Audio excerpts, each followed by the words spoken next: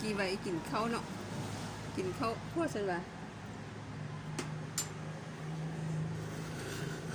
กินกาแฟแม่ว่าสันเพิ่นกินเครื่องหนึ่งเราเครื่องหนึ่งจงไว้ให้ตีไว้ให้นี่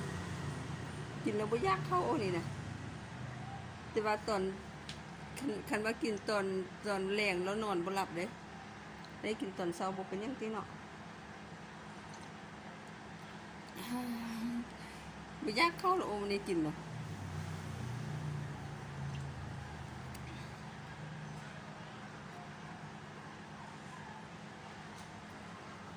จังเลยโซ่ห้าตัวหนึ่งเลยโซ่ห้าตัวหนึ่งอยู่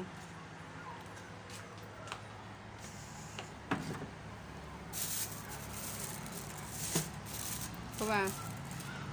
มันน้อยแล้วหัวยานอันคนอีเอาไปเนาะมันจับง่ายเด้สินะมันคุ้นไม่ใช่ขนาดมันตัวน้อย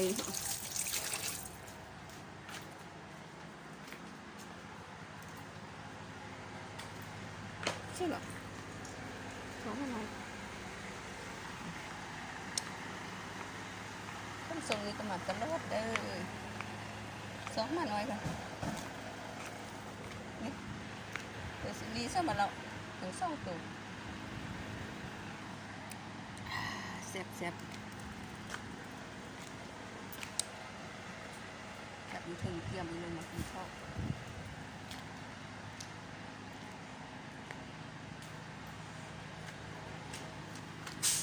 ขันข้างสำหรับห้องจะออก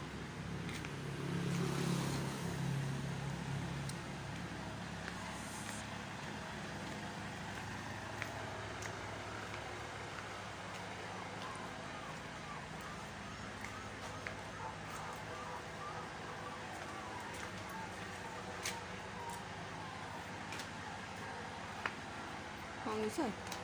ไหนดิหัว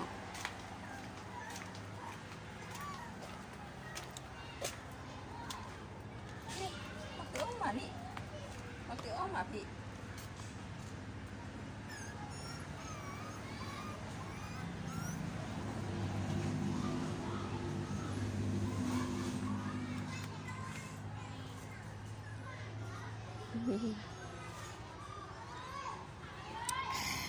เจ็บกาแฟนี่เสียบล้านคนมาอวยพรเนี่ย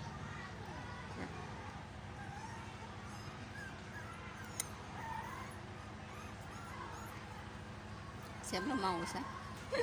บนลำกินเลยกินแล้วยากอยู่แต่กินแล้วมักว่าจะสั่นมักนอนบนละ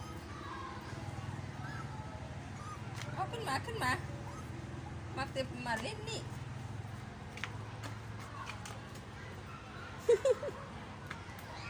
ไปพุ่นนี่มันทำ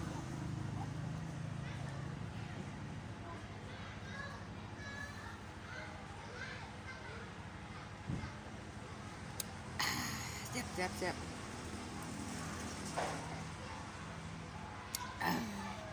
ลย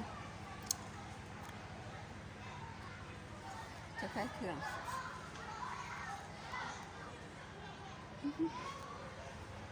เฮ้ยเห็นตัวนี้แล้วฉันตัวนั้นเราไม่เห็นเราไปใช่เรา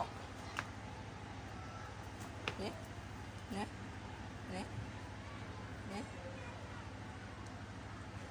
ไปซอกหมูไปซอกน้องไปอันนี้ตัวผู้เนาะตัวนี้หนึ่งตัวแม่เอาพี่มาซอกตัวแม่ก่อนที่จานเหมือนเสียเอามาซอกของเขา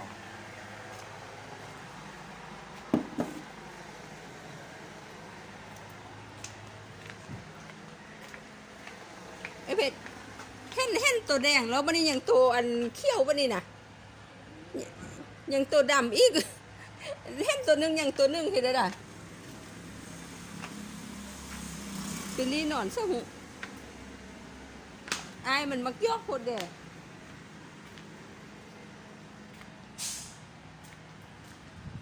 เอาสักคอกไว้ก่อน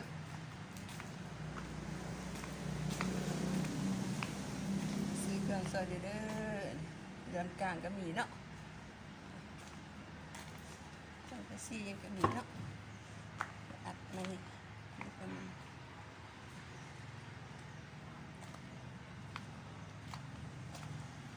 เสื้อน้องนี่ซอกน้องไปน้องนี่เสื้อ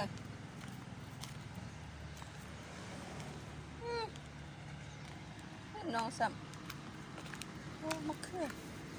เก็บมะเขือไปไว้อันนั้นก่อนเด้เก็บมะเขือไปไว้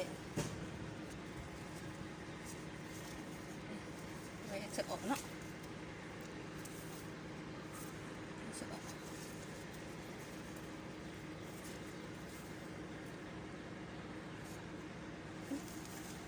แกเราจะตีนี่นะ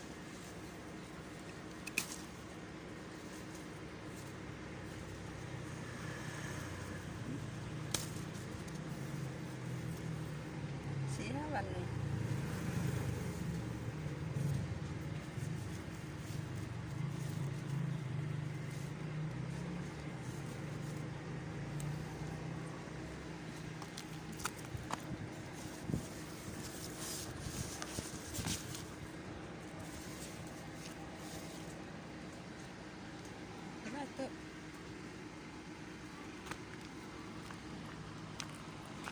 น้องนี่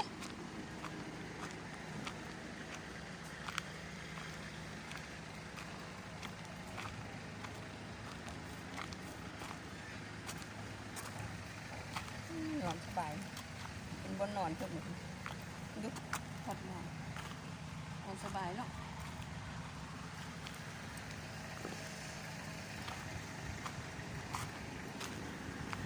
ไม่ต้องจะนอนจะดีหน่อยสิ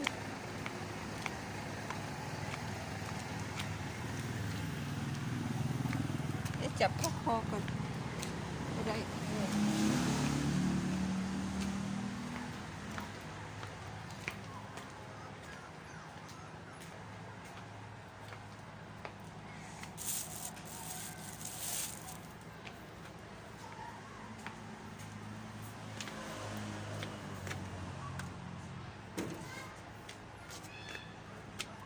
นี่เห็นแต่ตัวแดงเลย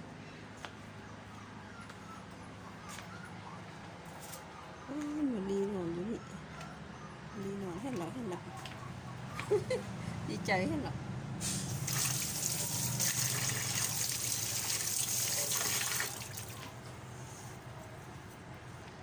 ล้างมือก่อนล้างมือเลย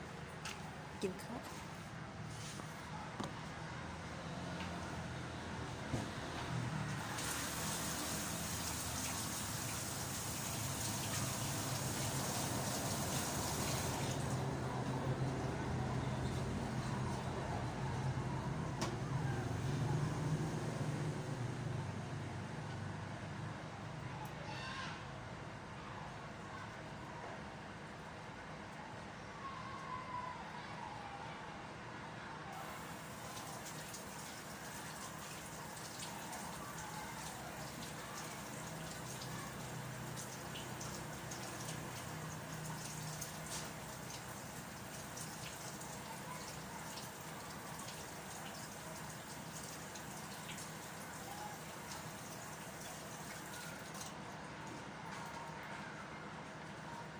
หลักคลิปนี้ก็ฝากเงินเด้อช่วยกดไลค์กดแชร์กดติดตามกดกระดิ่งดำเนาะเพื่อบ่พลาดในคลิปต่อไป